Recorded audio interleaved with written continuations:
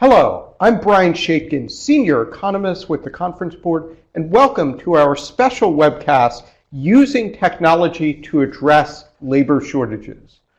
On this webcast, we're going to address a few critical questions.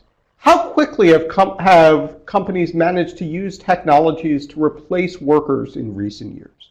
In what occupation categories have firms made the most progress so far? How does this compare with some famous predictions that have been made by others in the last 5 or 10 years? How will these trends end up changing in the future as new technologies begin to be adopted by firms? And what are some of the challenges that businesses face in adopting labor replacing technology? Today, I am joined by two illustrious colleagues. First of all, Gad Lebanon, who is our Chief Economist, North America here at the Conference Board. And then our special guest, Michael Chu, a partner with the McKinsey Global Institute, who is co-author of a paper that will figure prominently during the course of this webcast, A Future That Works, Automation, Employment, and Productivity. Welcome, Gad. Pleasure to be here. Thank you, Brian. And welcome, Michael. Great to join you all. Thank you. So during the course of this webcast, please feel free to ask questions using the question pod that you'll see on your webcast screen. You can download the presentation.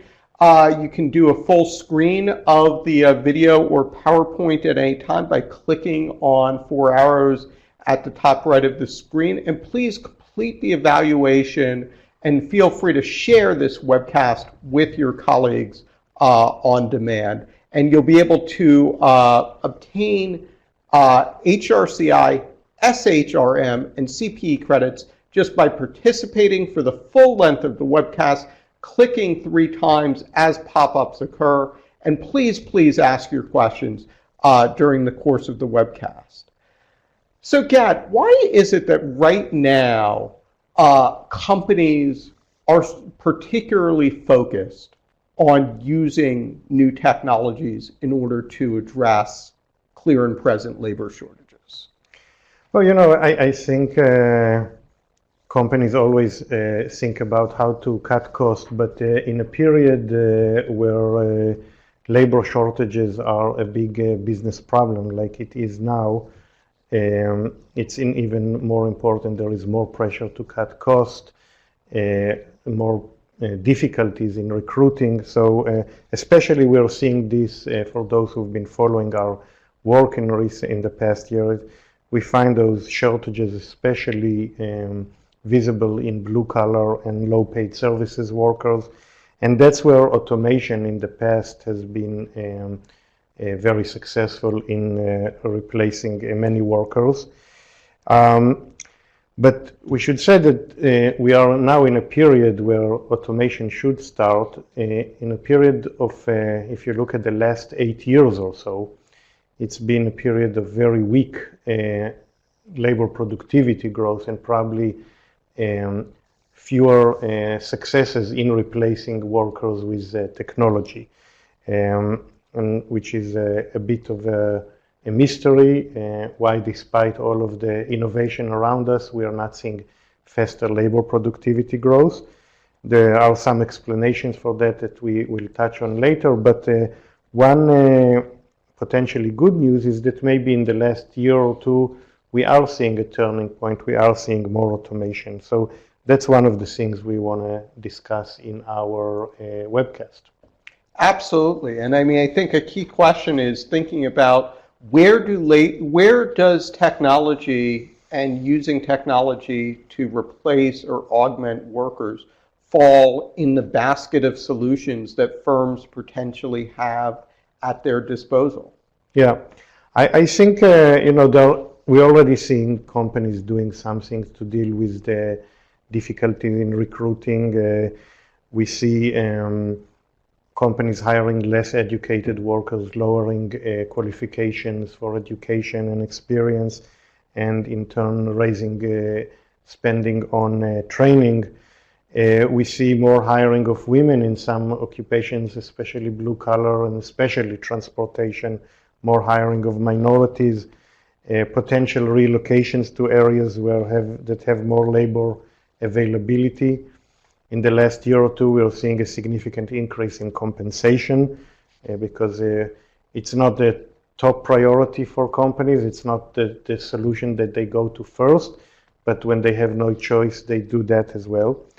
But I think the biggest game changer, because we think this labor shortages problem is going to last for at least a decade, because it's largely driven by the retirement of baby boomers, which is going to continue for sure for the next decade. So perhaps the biggest potential game changer is automation. And that's, I think it's one solution out of many, but if we are able to solve this problem, it will have to be a key solution. So Gad, you mentioned automation as being a key solution, but if you look at data from the last decade, here we see some productivity data, it suggests that firms actually are not managing to automate quite as quickly as might be anticipated. What are we seeing in terms of US productivity trends, both in a manufacturing level and for the entire business sector?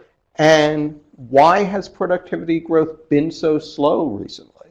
Yeah. No, so in this chart we see, we look at each point here is the average annual growth rate in the past 32 quarters or 8 years. So for example, the blue line in the early 2000s, we see it over 3%. That means that the non-farm business sector, labor productivity or output per hour worked increased by over 3% in the 8 years ending at that period. That was the period of fast labor productivity growth. If you look at the last 8 years, it's below 1%, and this is slower than any other 8-year period in US history. Now, if we look at the red line, which is for the manufacturing sector, that we see an even bigger decline from around 5% to 0, which is quite astonishing that in the last 8 years there was 0 productivity growth in manufacturing. Now, there are a lot of potential reasons for why that happened. I think the most pessimistic one is simply that the low-hanging fruit of replacing workers with technology already took place 10, 20 years ago, and it's very difficult to replace the next worker with automation. But there are also, that's probably not the entire story. I think a big story is simply that the last 8 years or so, most of them were a period of very weak labor markets, low labor cost, high profits. There was less incentive for companies to automate and cut labor costs. But if this story is an important one, that means that now that the labor market is tight, we are going to see more automation, more attempts to cut labor cost. And as we'll show later on in this webcast, that's probably what's been happening in the last year or two. Absolutely. And Gad, you mentioned manufacturing earlier, and I think this chart does an excellent job of showing how in the manufacturing sector, a lot of that low-hanging automatable fruit has been plucked. Why is it that we're seeing right now at an industry by industry level more difficulty for firms automating now than has been true for 15, 20 years? Yeah. So here, yeah, I think that the focus here is the blue line, and the blue line shows how many specific industries within the manufacturing sector experienced actually a negative employment growth in a given year. So we see that during recession periods, this number is over 200 or more than 200 manufacturing industries declined during those years. But even if you look at around 2005, 2006, a period of relatively strong economic growth, certainly not a recession. Even then, about 150 industries in manufacturing experienced a decline. And that's because those were the years where there was a lot of automation and offshoring within the manufacturing sector. If you look at now at 2018, less than 50 manufacturing industries experienced a negative employment growth. And I think part of it is, as you mentioned earlier, a lot of the low-hanging fruit already took place. There are industries that shrank by 90% during the last couple of decades, and it's just very difficult to further automate in those industries. So I think that's especially a manufacturing story. Michael, you ask an important question that we've been asking at the conference board, which is how will demography affect economic growth? And indeed, given what we're seeing in terms of low labor force growth in the US and elsewhere, it's clear that productivity is going to have to play an outsized role. How does that story translate as you think about productivity and demographics from a global perspective? Well, I think one thing that we know, it's really difficult to predict the future. But demography is one way where if it's not certain, it's one of those things that we can predict with relatively high degrees of certainty. And one of the miracles of the past over a century has been the miracle of compounding interest in terms of our GDP growth, which in the largest countries, 20 countries in the world for the past half century, has been roughly 3.5% annually. And about half of that coming as a result of productivity growth, about half of that coming about because of increases in employment. Basically, we have greater populations, we have thanks to good healthcare and able to work longer, we have more women in the workforce. But as we look forward for the next half century, the next 50 years in those large economies, basically because of demography, because of aging, we're going to lose half of the sources of our economic growth that we've historically had for the past half century.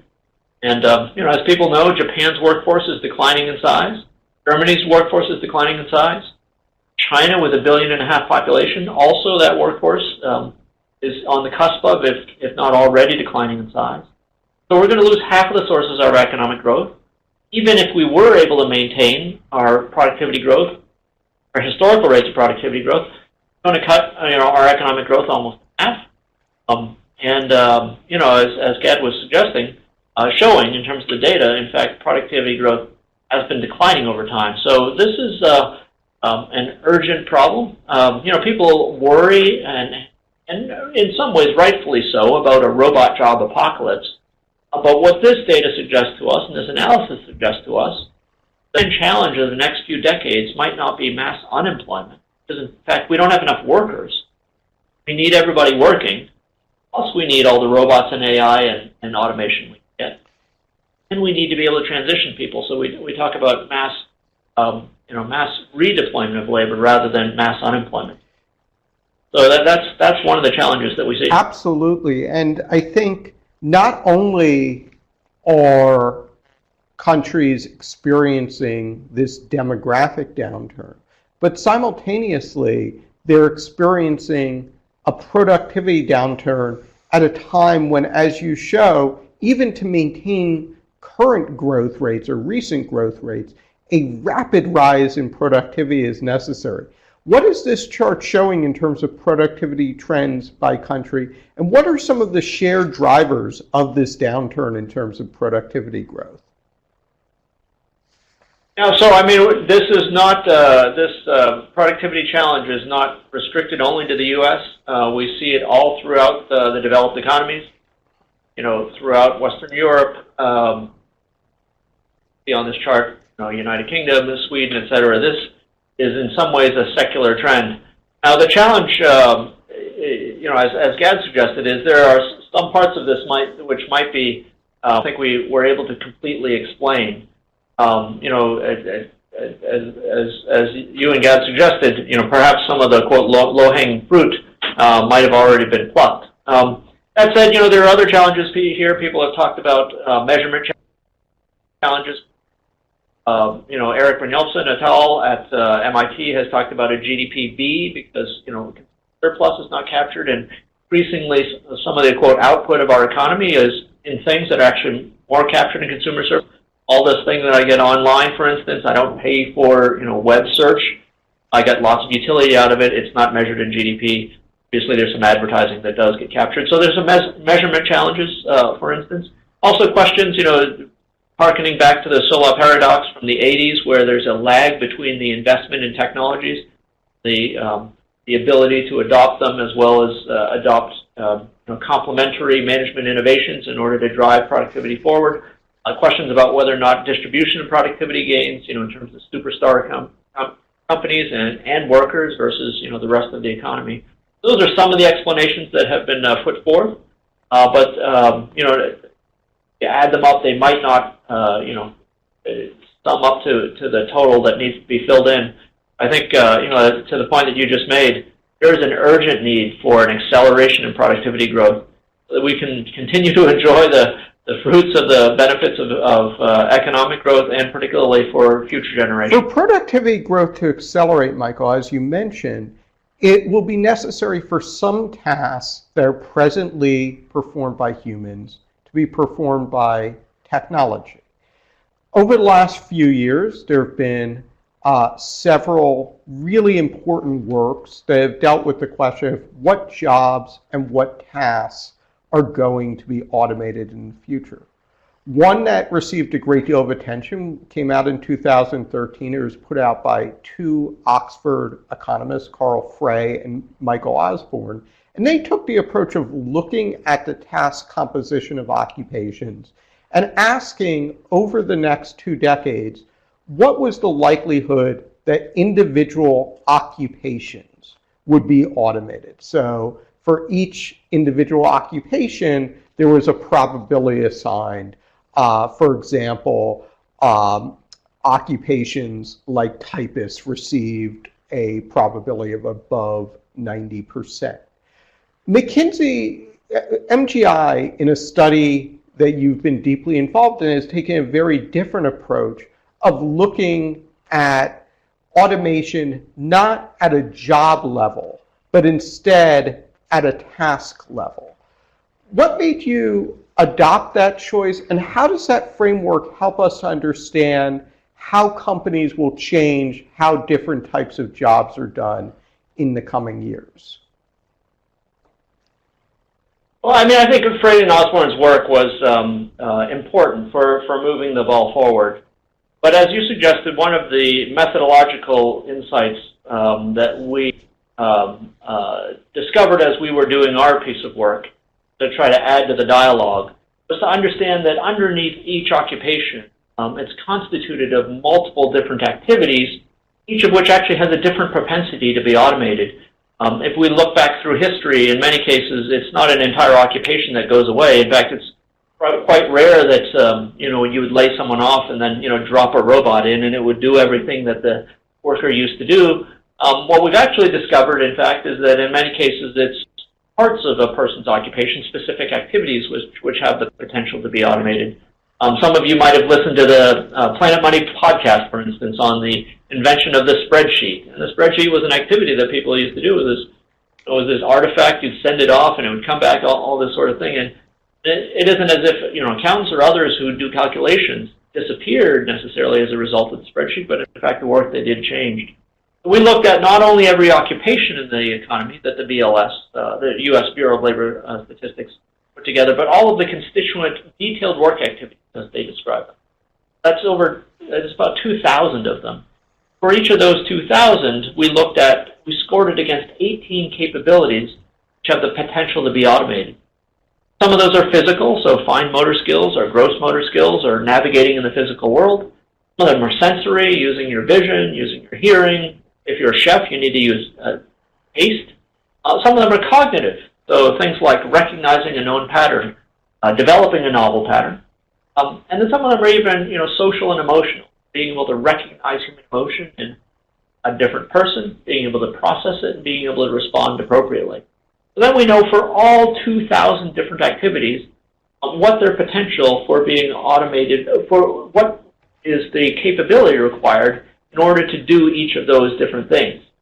And then we tried to understand, look, what is the current state of the art in technology for each of those capabilities? So we look at corporate research labs, we look at research papers, we look at products and services that you could purchase on the market. And just did a comparison. And then, at that level, this is a measure of what's technically possible to automate that we pay people to do in the global economy. And it turns out that the percentage of activities is roughly 50%. Now, just to be clear, we're not projecting 50% unemployment tomorrow.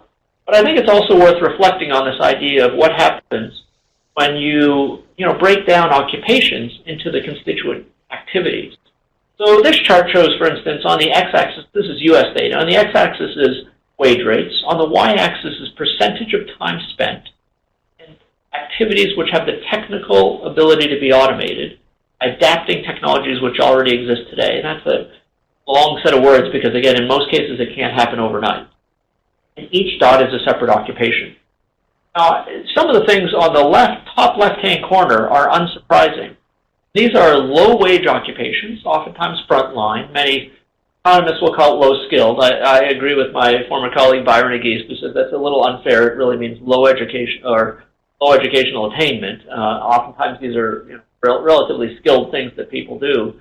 But there are things that fit in that category. Some of them physical, some of them cognitive. A large percentage of the occupation has the theoretical potential to be automated. I think what's interesting is the stuff on the right-hand side. These are some occupations which we describe as high skill, which in many cases require a college degree or more. And we pay a lot for, whether it's CXOs or people with MDs or JDs, etc. And yet still, if you break down the occupation into its constituent activities, there's usually a double-digit percentage of time that they're spending in activities which have the potential to be automated. It might be surprising, but then you think, what, do we pay MBAs to do things which, might potentially be automated? We'd argue that the answer is yes. In fact, when we look at those 2,000 different activities, again, I'm not going to go through all 2,000, of course, but we've broken them down into 7 broad categories.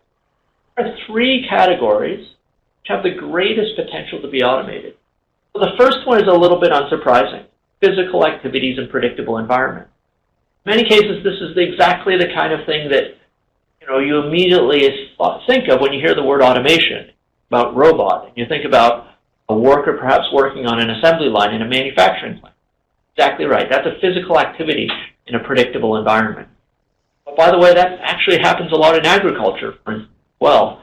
There's a lot that that fits into that category that has high potential to be automated. But what's interesting is the next 2 columns, from the right.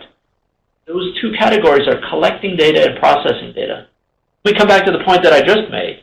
Do we pay MBAs to collect data and process data? Do we pay MDs to collect data and process data? There are a large number, or a large percentage, right, a double-digit percentage, in many cases, white-collar office work, and oftentimes by high-paid, highly educated people have the potential to be automated. What that suggests to us is if you're going to look at the potential for this, not just this occupation or that occupation, set of activities, in some cases, activities of people who are paid quite a bit. Now that said, we're not predicting 50% unemployment tomorrow. Why is that? Well, you might recall that I used a really long set of words to describe what was possible there, right? These are a set of activities which have the theoretical potential to be automated by adapting technologies which already exist today. Well, one of the reasons I used all those words are because in many cases you can't buy that technology integrated into a solution already today in order to do it. So, I live in San Francisco here. There are a lot of people here and elsewhere working on the technical challenge of actually creating a solution that you could buy, right? A piece of software or a robot and all those sorts of things. But even when you have that, you need a positive business case in order to deploy the technology. In fact, right down there on the streets of San Francisco, there's a restaurant called Creator, and there it has a robot that will cut your burger bun in half, it basically creates a hamburger, and they're quite tasty. But in actual fact, do I think that machine is less expensive than paying a quick service restaurant worker? It might not be, right? And so again, you need. And by the way, of course, the cost of technology come down over time, and the cost of human labor changes over time as well. But you need to have a positive business case. And even when there's a positive business case, we've looked at dozens of technologies over the past 20, 30 years. The time between commercial availability and the plateau in adoption, and we model as 8 to 28 years, basically 1 to 3 decades, and we don't see any evidence of acceleration in that type of adoption. So what this chart shows is, the top left-hand, broad S-curve, what's technically possible. And again, it moves up and to the right because over time, we expect technology's capabilities to increase. But when you model out all those other factors that I just mentioned, automation of individual activities in the economy might actually occur much slower, right? And that's the big, broader, dark blue S-curve. In fact, the midpoint of all the scenarios we model out is wide because we model a range of scenarios. The midpoint where 50% of today's activities is actually automated in the global economy isn't until roughly 2055, right? So what that suggests is it's low in macro. It takes real time for this to happen. The corollary of that is it can happen fast in micro, right? 5%, 10% of any country's population or workforce is a big, big number. And if you're the individual worker whom that affects, or if you're if you're at a company that needs to compete against the competitor that's using this technology, that's racing ahead in its productivity, then that can happen quickly for you. So we describe it as fast in micro as well. So there's a whole story that goes behind the pace at which some of these things happen.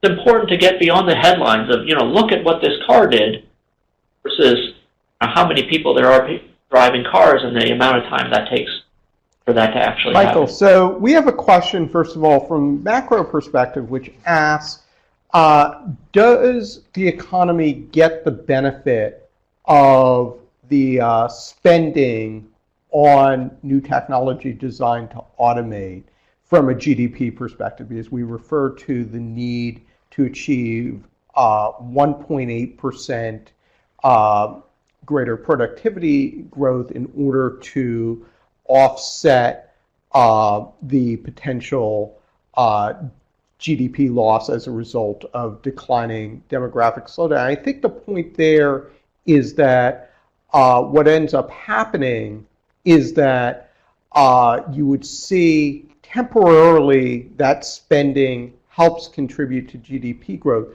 But on a long-term basis, the question is going to be exactly the one that you have just posed in your research, which is, are companies able to identify and automate tasks that will justify that continued investment and allow companies to become more productive? And when I think about your research and also the Frey Osborne research, what I keep coming back to is that example of the spreadsheet that serves as the defining difference, because as you rightly point out, it is possible to automate small portions of very high-paying occupations and end up achieving spectacular cost savings and efficiency gains as a result of that. As you were going through your research, my question is, what were the types of tasks that you found that companies were having the greatest difficulty automating? What were some of the key blockages to technological progress that you kept seeing over and over again as you looked at particular jobs? Well, so number one is we do think that productivity acceleration as a result of the deployment be possible. I think there's a separate question, depending on what you describe as, quote, the economy. Do you see the benefits? It depends on whether or not the economy is defined as GDP or more broadly, because, again, sometimes those benefits are competed away. But to your question, what are some of the challenges? One of them is just as I think you alluded to a little bit, and my colleagues who are serving clients at McKinsey see this all the time, where, say, for example, this technology called robotic process automation. This is this idea that, almost like, going back to spreadsheets, almost like macro on steroids, right? You walk up and down the cubicles or offices of a company, you often find people with two screens. And why do they have two screens? Probably sometimes they need to cut and paste from this application to this application, from this piece of software to that piece of software, download this file and upload to another file. That's exactly collecting data and processing data in a way that's feels eminently automatable. And now we have this technology which basically simulates an office worker and does that work for them. And so we hear about companies bragging, we've deployed 3,000 software robots, right? And then you ask the question, well, how have you captured the productivity potential of that, right? I mean, have you changed the number of people necessary in order to, process a claim or what have you? Oh, no, not yet. And one way to describe it is the, quote, fingers and toes problem, right? You can automate this little bit here, automate this little bit here, automate this little bit here, yet never actually change the overall productivity because people just sort of slightly change what they do in their work. And so, one of our insights, and this is not just purely our research insights, people who have been in the business of, trying to capture value from IT for many years have realized that oftentimes you really need to, get a front-to-back view of an entire process rather than saying, look, I'm going to try to automate 5% of this person's occupation and, 3% of this person's activities over here. You need to rethink how the entire process can be changed. And, that gets back to that, Solal paradox solution from previous years, where, in fact, it's not just deployment of the technology, and it might be just not deployment of technology in a specific low-level scale. It's, having the management innovation to rethink an entire process that can be enabled by the technology, which actually creates the ability to really accelerate productivity. And that's harder work. Colleagues, again, on the client serving side, often say, look, 80% of the work is the technology itself, but the change management, changing the practices and processes of an organization, necessary in order to actually capture that. No, and I think that's an excellent way of framing the question of transformation, because I think at times, and we have a question about autonomous vehicles right now, but I think at times we have a perception that the key technologies that are going to cause tremendous productivity gains are things like autonomous vehicles that not only require a whole huge adoption curve, but also require a degree of perfecting that technology that hasn't really taken place yet. Whereas for something like RPA, a lot of that technology has already been developed. It's developed in a way that companies can already use those solutions. And it's just a question of trying to figure out how companies can implement those technologies. And we have another question asking, and I'll pose this to both Michael and Gad, should we be reframing this entire question of labor shortages as skill shortages? Because in order to even use a technology like robotic process automation, you need workers with the skills, training, and capability to use those technologies. Well, I can take a first crack at it. About the autonomous cars, I think, actually Brian and I have an ongoing bet that the bet is that by 2021 there will be already commercially active cabs in Manhattan without any driver in them. Brian says that there will be. I say that there won't be. So I have 2 years to choose my restaurant that we'll go to. But I think It's a good question because probably the ground zero of labor shortages in America right now are drivers, and it's really hard to tell when we will see a large amount of driverless cars. But if I had to guess, and that's based on also recent predictions or recent statements by the person in Google that is in charge of this project, that it's not a matter of years, but more of a decades until we'll see a large implementation of driverless cars. About the skill shortages versus labor shortages, I would say that we probably have both, but I would say that labor shortages is an appropriate term because even for jobs that require relatively low amount of skills, we are seeing shortages right now in blue-collar and low-paid services. So in those jobs, it's not a matter of people not having enough skills, it's simply there aren't enough people.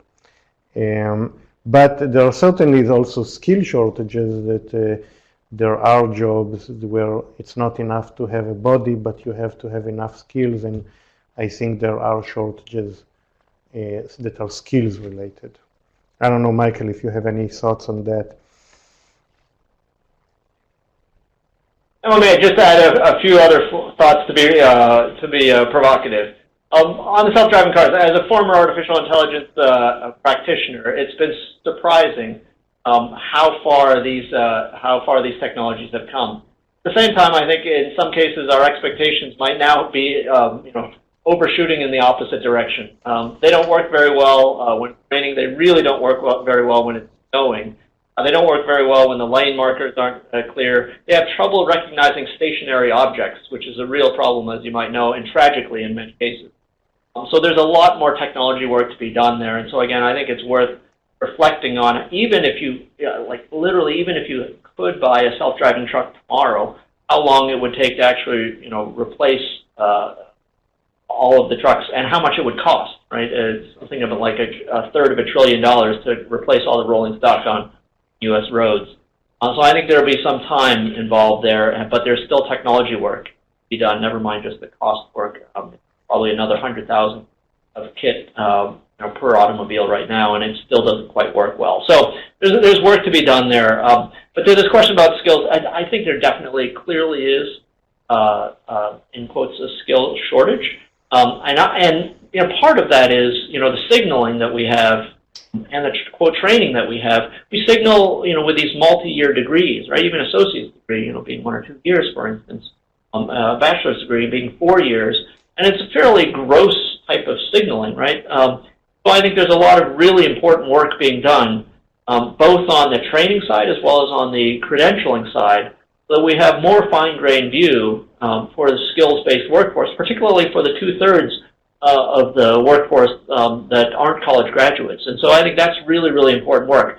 That said, sometimes I, to be provocative, question when people say, look, I can't find enough skilled workers. I think it's also a good reaction when people say that to say, why don't you pay more? Because I think that would be a good way for the market to clear No, that. I think that's an excellent point. And I think one of the reasons why in our research here at the Conference Board, the research Gad and I have been doing, we've decided to look at what kinds of jobs have been automated in the last 5 to 10 years since the end of the Great Recession, is that it's going to take a long time for many of the technologies that are most exciting to have a major impact on the labor market. It's really helpful to see what impact have different technologies had on labor market trends recently. So what we have done is looked at labor market data by occupation during the last 5 years. And through this process, we've managed to identify more than 200 occupations that have clearly and significantly seen declines in job numbers over those last 5 years. And a few categories where we've seen the greatest impact are office administration jobs because they contain so many routine cognitive tasks like the spreadsheeting Michael alluded to earlier. Sales jobs as well. Some production categories, but not as many as would have been the case 15, 20, 25 years ago. And then finally, architecture and engineering technicians also have a lot of those routine cognitive tasks. This is in contrast to some of the other research, such as the Frey Osborne study we spoke about earlier, where there are a lot of predictions that there would be automation in food preparation, business and financial jobs, and transportation type jobs, with a lot of emphasis on the role of artificial intelligence. So when we have another question about artificial intelligence, when we think about some of those jobs that Michael presented earlier that were higher wage jobs where potentially artificial intelligence might play a larger role in helping to automate tasks, a lot of that automation so far is taking place through simpler applications like robot process automation rather than some of the more complex machine learning and artificial intelligence type features. But I think one important caveat to think about as we talk about the research Gad and I have been doing is that just because a particular job is showing employment declines, it doesn't mean that it's necessarily the case that that's the result of automation. It also can be the result of offshoring, and that was particularly true in the 1990s and early 2000s, and also changes in consumer preference trends. The capacity to build robots to approximate the skills provided by a video rental counter clerk, that hasn't changed that much. What has changed is the interest in going to video rental stores, and so as a result, those jobs have disappeared. And so what this chart shows is occupations where a large portion of workers are in job categories, in occupation categories, where there have been significant employment declines. And those include architecture and engineering occupations, office administration support occupations, and also sales occupations. You could see that in many of these categories, there were a large share of these workers also work in jobs where Frey and Osborne forecasted an above 90% chance that these jobs would be automated. But that's less the case in some of these architecture and engineering technician jobs. So I think that's important to keep in mind that a lot of recent automation has been driven by this question of where routine cognitive tasks are, because many routine manual tasks have been automated sometime before in improving production processes. There have also been some categories where there was lots of predicted automation, but there hasn't been as much actual automation so far based on the job decline trends that we've seen so far. So some of those include building and cleaning occupations, such as janitorial services. And I think a key element of that story is that those workers are working in unpredictable spaces. They're difficult to program a robot in order to work in. And in addition to that, the other piece is that, as Gad mentioned, higher wages end up being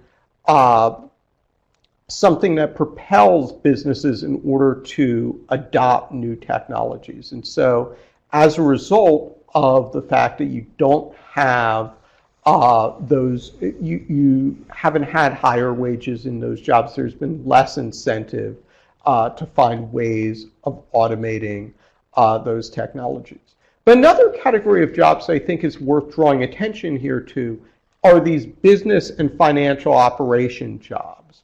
Your financial analysts, tax preparers, people who combine some routine cognitive tasks, but also some creative intelligence tasks involving deep financial numerical analysis. And I think that's where the MGI framework can play such a role in helping us understand what may happen to some of those jobs. Because if the routine cognitive parts of those jobs can indeed be automated, other elements of those jobs may be automated, and you may down the road see fewer positions in those jobs. So I think the progress in terms of the office administration jobs definitely signals what may happen down the road in some of these business and financial jobs.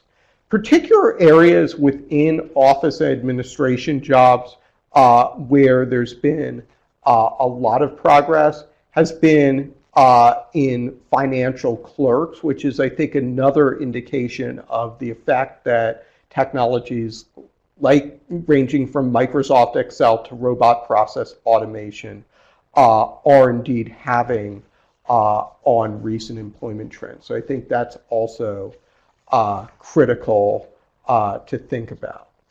In trying to figure out what types of characteristics were driving recent automation trends, one thing that we examined here at the conference board was this question of which are the characteristics most associated with being barriers to automation. Based on ONET data, which is data compiled by the Bureau of Labor Statistics designed to capture how important and at what level different skills are present in an occupation, we found that a series of social related traits and a series of analytical skills were associated with making it more difficult to automate jobs. And things that Michael mentioned, critical thinking, deductive reasoning, inductive reasoning. On the social side, the ability to negotiate, persuade, speak. So all of those categories are critical. What you see on this chart are the declining, these are the business and financial jobs and the office administration jobs.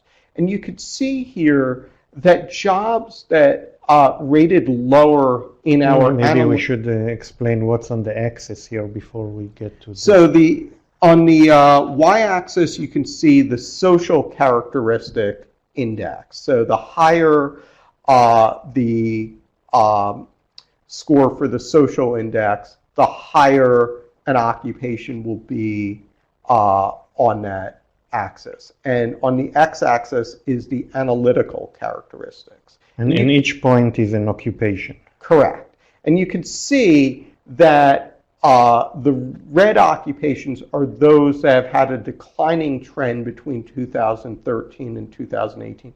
And they're clustered at the low end of those analytical and social occupations.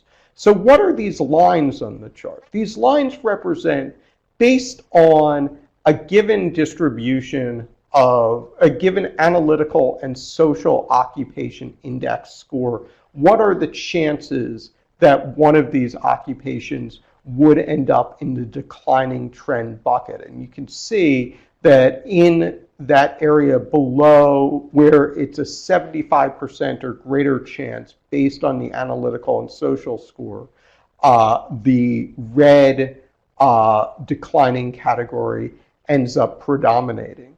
But there are also some occupations that we think could perhaps be automated over time because they do contain a fair amount of predictable content, and some business occupations that we think could see automation. Some of these include loan interviewers and claims adjusters, which both score high on this chart on both indexes, but at the same time, these are two occupations that do involve many routine tasks. So I think that's important to think about as you think about the question of future automation. So Gad, I think one question that naturally arises is we've talked a lot about how there hasn't been quite as much progress in terms of companies adopting new technologies recently. Are we perhaps at a turning point in this respect? So I think, in the past we had some green shoots of a recovery in productivity just to be disappointed later. But now I think we are seeing some more stronger evidence that an acceleration in labor productivity is happening.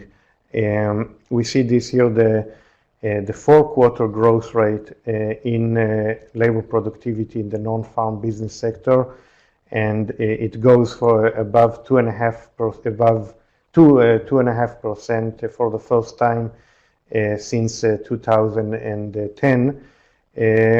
So that is potentially one sign that we may be seeing a change. And again, the timing is not surprising. We are in a tighter labor market. Labor costs are moving up faster. So it makes sense that we will see an acceleration in productivity now. Further evidence is what we're seeing in this chart. So we see here 4 bars. The blue bars are for the 2012 to 2015 employment growth, and the red bars are from 2015 to 2018. And we divide the all occupations into 2 groups. On the left side are those occupations that Frey and Osborne predict that they will have more than 90% chance of being automated. And on the left is the under 90%. On the right, those are occupations that have higher than 90%. So the automatable occupations, if you want, are on the right side, and the non-automatable or less automatable are on the left side. And what we see is that between those 2 periods, 3-year periods, if you look at the less automatable occupations, you see almost no change in employment growth during this period. But when you look at the automatable occupations, there you see a very large drop in the employment growth from about 1.6% in 2012 to 2015 to about 0.5% in 2015 to 2018. So that suggests to us that there was more activity of automation during that period, because we see the decline especially or entirely in the occupations that could be automated. So, with those 2 pieces of evidence, it's too early to celebrate, but we feel more comfortable now saying that something has changed in recent years and we are seeing more automation. That's an excellent point, Gad. I think it leads me to believe that there's some hope that even though companies are experiencing a lot of difficulty in moving forward from an automation perspective, and there are some good reasons for these obstacles being present, there is the possibility that companies are becoming increasingly proficient at addressing these challenges. They're thinking about how to hire workers with the skills to operate new technologies that are being invented, how to get organizational buy-in, how to overcome certain regulatory barriers, and indeed, as artificial intelligence begins to proliferate, we're seeing customer privacy and worker privacy issues become more and more present. Michael alluded earlier to robotics in the fast food industry, and this question of customer acceptance, I think, is very important in all sorts of industries, most importantly in healthcare. But clearly, companies are making commitments in production, in financial reporting, in human capital management systems, and thinking about how to do schedule and resource management in a better way. And you can definitely see that there is greater interest in hiring workers with skills in artificial intelligence, machine learning. What this chart shows is in our Help Wanted online database, what is the ratio of posted job ads from the beginning of 2015 to the beginning of 2019 containing these terms? And you can see an 11-fold increase in artificial intelligence, a 3 or 4-fold increase in RPA, growth in Python, many other skills related to automation. So it's clear that the interest is there. I think one question that we keep coming back to is, do workers have the skills to deal with all of these new tasks and use all of this new technology? One question we received earlier was a question, and it relates back to actually labor force growth as a whole, was a question about immigration. And I'm wondering, how do changes in immigration policy influence the ability of companies to be able to find workers with these skills, which are obviously highly sought after? It's a question for us. Yeah. So it's still hard to predict what the eventual immigration policy is going to be. I would say two things. One, this is as a result of the labor shortages. It is not the right time to significantly limit immigration. We need more workers, not less, and it will become even more evident in the next decade or so. So I think I'm encouraged by the fact that the new proposed legislation doesn't reduce the number of total immigrants. I would say, again, related to our study, is that we see and we expect to see labor shortages more in the low educated part of the labor market. So significantly increasing the share of people with a BA that will enter this country from a solution to the labor shortages in the next decade perspective is not necessarily going to make a big difference. No, absolutely. I think that's a critical thing to consider. And Michael, I want to end on your question. What are the challenges as technology progresses to inclusive growth? And I want to touch on two slides. So first of all, you show that the labor share is declining and that workers are not realizing gains from productivity growth. Is there hope that as these new technologies come into being and as technological adoption, as that curve picks up, that relationship between wages and productivity may go back closer into alignment?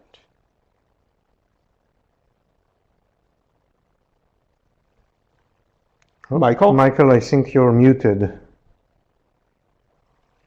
All right. Some people have called this the great decoupling over history. Wages have basically increased along with productivity in recent years. That relationship has actually decoupled. And do I think there's hope? I do think there's hope. I sometimes joke, and with apologies to all the economists in the room, the equations of economics aren't the same as the equations of physics.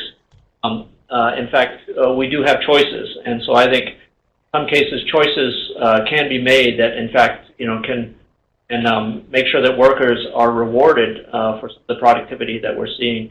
But I think it will require choices. I'm not sure that technology by itself will change the way that those shapes of those curves on the right-hand side moving. I think. And finally, Michael, choices. I want to touch on this idea of the geographic impact of these technologies, because you show on this map, I think this is an unforgettable image.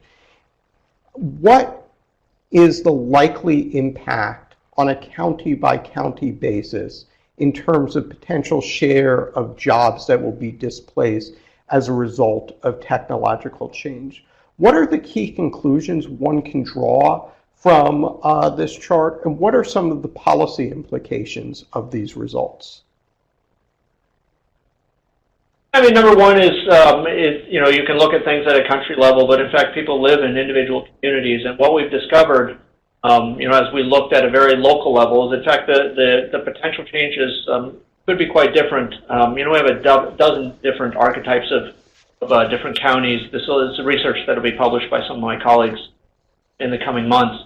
But what we've discovered is depending on the industry mix, the wage mix within a different county, you can see very, very different, automation results and also different potential for the jobs that people might move into that are displaced.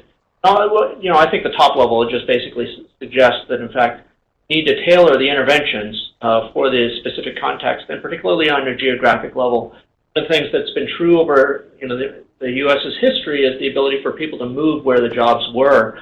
What we've discovered is that labor market geographic mobility in the United States is now at multi-decades lows. So just understanding things, things are great at an economy-wide level, doesn't get to the point that there are specific geographies where there are tremendous challenges. People need to be met and I think where this they are. very granular perspective is extremely useful when thinking about occupations, when thinking about geographies, and when thinking about all of the cumulative impacts that technology will have on the labor market in the coming years. So thank you, Gad, and thank you, Michael, for a fantastic and illuminating discussion. For more on some of Michael's research at McKinsey, please go to the MGI website, which is shown on this slide. And in addition, there are some upcoming webcasts where you can learn more about some of our research here at the Conference Board. And particularly, I'd recommend checking out the next Economics Watch webcast, which examines what will be the effect of tighter labor markets, higher wages on profits going forward, and how are companies going to try to counteract that by boosting productivity. So for Gad Lebanon and Michael Chu, I'm Brian Shaitkin in New York. Have a good morning or a good afternoon. Thank you.